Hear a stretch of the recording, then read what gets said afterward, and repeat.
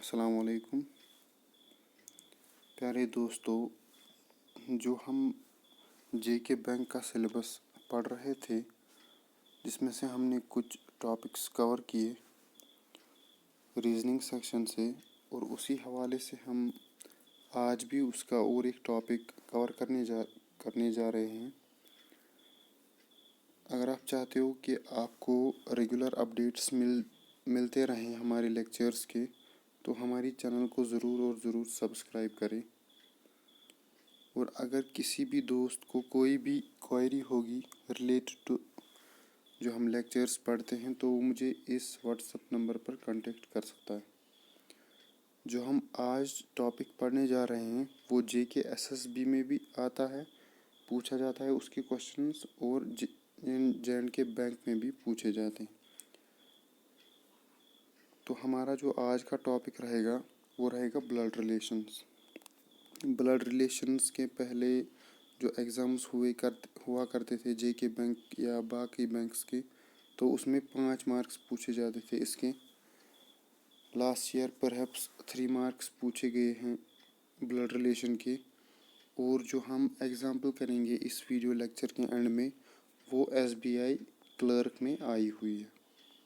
ठीक है, उससे पहले हम देखेंगे जो हमारा जेके बैंक पीओ का एग्ज़ाम है, उसमें आपको पता ही है 3 टायर एग्ज़ाम है। वन इज़ प्री और मेंस और फिर है इंटरव्यू। और प्री में आपके ये वाले टॉपिक्स पूछे जाएंगे, और मेंस में एक तो ये भी और एडवांस्ड इन्हीं टॉपिक्स का होगा मेंस में, और ये 3 टॉपिक्स भी उसमें पूछे जाएंगे रीजनिंग सेक्शन से। तो इसमें से हमने कवर किया है डायरेक्शंस एंड डिस्टेंस, ये हमने पढ़ा है। इनइक्वालिटी भी हमने पढ़ी है। और आज जो हम पढ़ने जा रहे हैं वो है ब्लड रिलेशन।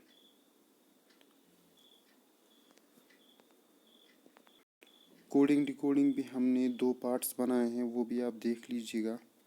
आज जो हमारा टॉपिक रहेगा वो रहेगा ब्लड रिलेशन।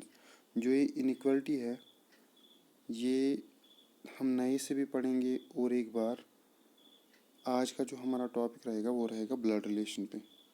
ठीक है, जो हमारी ये रिलेशंस होती है ये तो आपको पता ही है।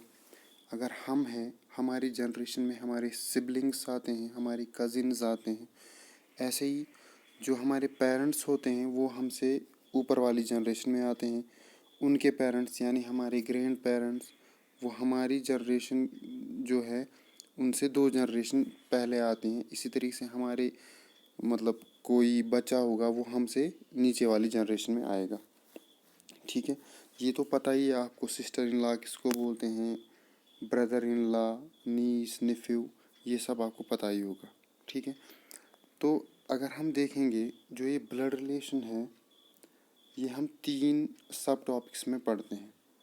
इसके क्वेश्चंस 3 तरीक़ों से पूछे जाते हैं। One is puzzle type question जो हम आज करेंगे, उसका एक क्वेश्चन जो पूछा गया है एसबीआई क्लर्क में। Second is indication type and third is coded type. Coded type भी पूछा जाता है बट इन पीओ मेंस। अगर हम बैंकिंग एसोसिएट की बात करेंगे तो उसमें यही पजल टाइप ज़्यादातर पूछी जाती है। ठीक है, तो इसके लिए ब्लड रिलेशन के लिए आपको एक थोड़ी सी ट्रिक याद रखनी है।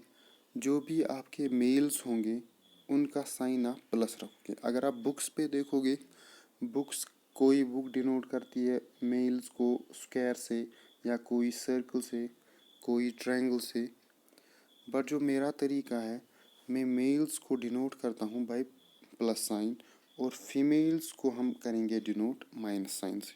ठीक है, ये पहला आप याद रखोगे कि मेल्स डिनोट होंगे प्लस साइन से और फीमेल्स माइनस साइन से। ठीक है, अगर कोई कपल है, मतलब कोई मेरिड कपल है, तो आप कैसे लिखोगे? For example if B is a man, या मेल है वो, ठीक है, तो उस पर प्लस साइन लिखेंगे हम। इज़ मैरिड टू सी, अगर वो सी के साथ उसकी शादी हो गई है, तो इसको हम रेक्टेंगुलर बॉक्स में ऐसे रखेंगे। ठीक है, कपल्स को हम ऐसे रखते हैं। ठीक है, और जो ये हम ब्लड रिलेशन सॉल्व करेंगे ये हम करेंगे किससे? ट्री डायग्राम से। वो मैं आपको आगे दिखाऊंगा कैसे सॉल्व करनी होती है।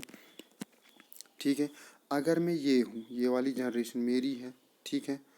अगर मेरे कजिन्स होंगे या सिबलिंग्स होंगे, कजिन्स या सिबलिंग्स, वो मुझे इस साइड पे लिखने हैं। फॉर एग्जांपल मेरा कोई ब्रदर है, मैं उसका लिखूंगा फॉर एग्जांपल एस प्लस, कोई सिस्टर है उसका नाम है कुछ पी, मगर साइन माइनस क्योंकि वो फीमेल है, ठीक है। अब अगर मेरा फादर है, वो मेरी ऊपर वाली जनरेशन में आएगा ये, ठीक है। फादर पे मैं प्लस साइन डालूंगा और मदर पे क्योंकि वो फीमेल है तो माइनस साइन। अब अगर मेरा अंकल है, अंकल क्या होता है, फादर का भाई, फादर का भाई मैं यहाँ पे लिखूंगा अंकल प्लस, ठीक है। मेरी फादर की क्या होगी, बहन होगी, फूफी, उसको भी मैं यहीं पे लिखूंगा ऐसे, for example P but that is minus, ठीक है। इनको मैं क्या बोलता हूँ, पैटर्नल अंकल एंड इनको मैं बोलता हूँ पैटर्नल आंट, ठीक है। चाचा होगा या फूफी होगी, उनको मैं बोलता हूँ पैटर्नल वर्ड के साथ, पैटर्नल अंकल होगा या पैटर्नल आंट। अब अगर मेरी मासी होगी या अगर मेरी मासी होगी या मामा होगा, मीन्स मेरी माँ का भाई होगा या मेरी माँ का भाई होगा या मेरी माँ की बहन होगी, तो उसको मैं कैसे डिनोट करूँगा, इससे उनको मैं बोलता हूँ paternal uncle, sorry maternal uncle और मैटरनल ऑन्ट, ठीक है। ऐसे ही मेरे ग्रैंड फादर और ग्रैंड मदर, ठीक है, अगर उनके भाई बहन, मेरे दादा का जो भाई होगा वो इस साइड और माँ का इस साइड, ठीक है। यहाँ तक आपको समझ में आया होगा।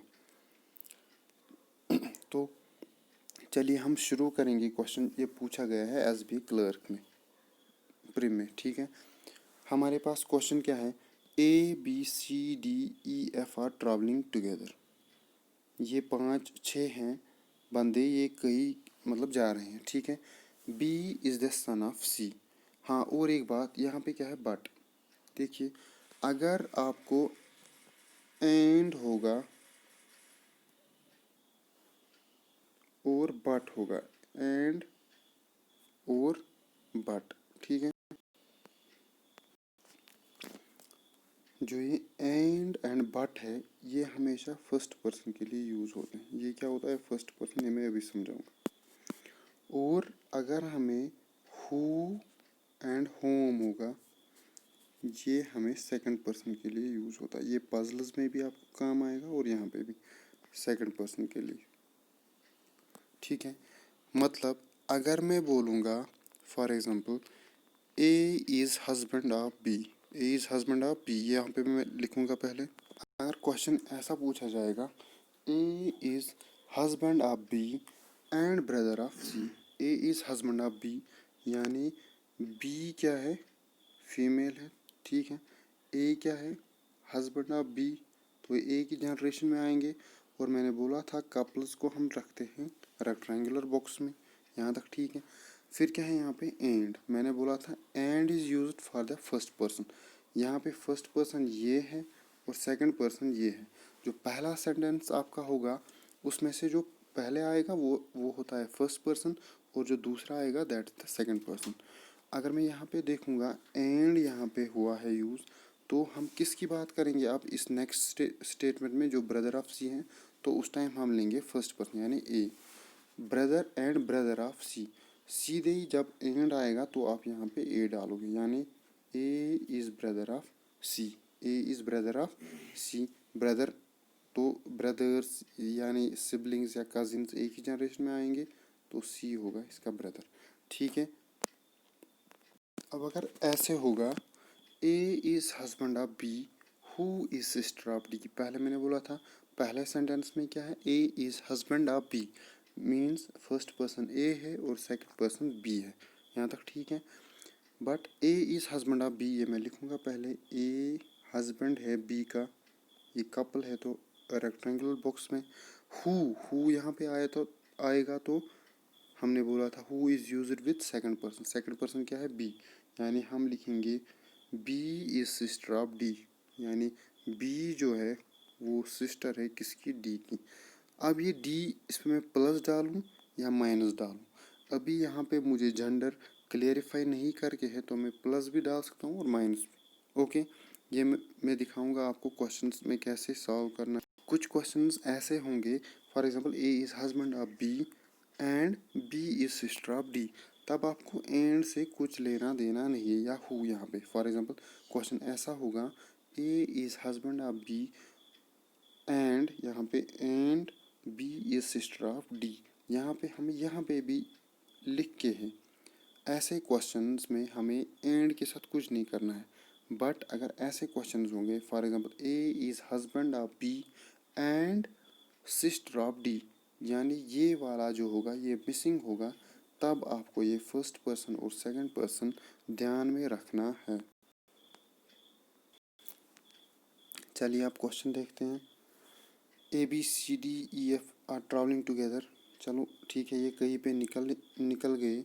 B is the son of C, यानी बी जो है, B is the son of C. B जो है ये बेटा है, बेटा क्या होगा plus of C, son of C.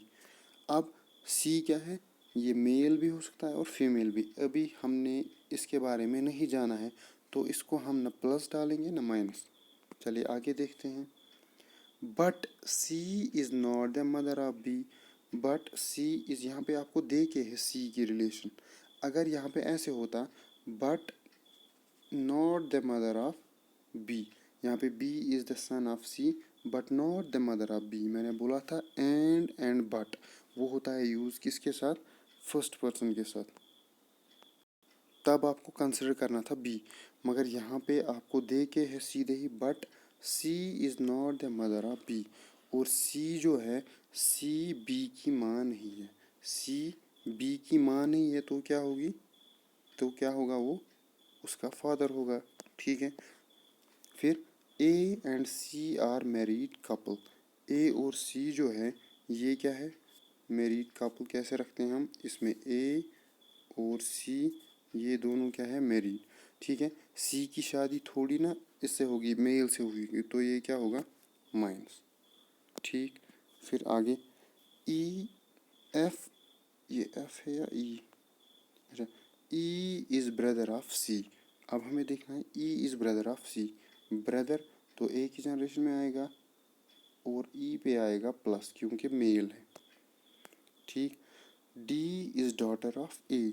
D बेटी है किसकी, ए की। ए की बेटी है डी। ठीक है, फिर F is sister of B. F जो है वो बी की सिस्टर है। ए की जनरेशन में ये भी आई बट सिस्टर। ठीक है, ये तीनों आए एक जनरेशन में और ये तीनों आए एक जनरेशन में। ठीक है, अब आपके क्वेश्चंस कैसे आए हैं। How many children C have. C के कितने बच्चे हैं, अगर हम देखेंगे सी के कितने बच्चे हैं, ये भी उसी का बच्चा है और ये ए का बच्चा है, मीन्स ये सी का भी होगा क्योंकि ये मैरिड कपल है, मीन्स दो। और ये एफ इसकी बहन है तो तीन। तो कितने बच्चे हैं इसके, तीन। ऐसे ही how is E related to F. हाँ, ऐसे क्वेश्चंस में जो फर्स्ट पर्सन अगर रिलेशन बोलनी होगी आपको कि ई एफ का क्या लगता है, तब ई पहले आना चाहिए और एफ बाद में। अगर आपको ऐसे पूछा जाएगा how is F related to E, तो आपको बोलना होगा एफ का क्या रिश्ता है ई के साथ। मीन्स जो फर्स्ट पर्सन, ये जो पहले आता है उसकी रिलेशन पूछी जाती है with related to second person. Okay, यहाँ पे मुझे बोला जाता है how is E related to F. आपको बोलना है ई का क्या रिश्ता है एफ से। ई का क्या रिश्ता है किसके साथ, एफ के साथ। ठीक है, अगर हम देखेंगे ई का क्या रिश्ता है एफ के साथ, एफ मतलब ई का रिश्ता क्या है एफ के साथ। अगर हम देखेंगे एफ का फादर कौन है, सी।